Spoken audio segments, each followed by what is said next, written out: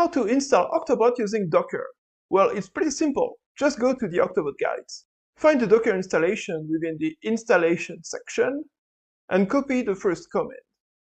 So here, I'm copying the Docker pull command to install OctoBot on my computer. This will download everything required to run OctoBot within my Linux.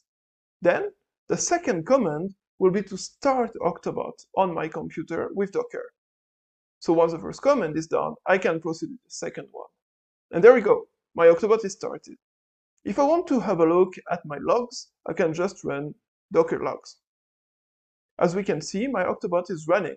And if I go to localhost, I can see that my OctoBot is actually up and running and welcoming me.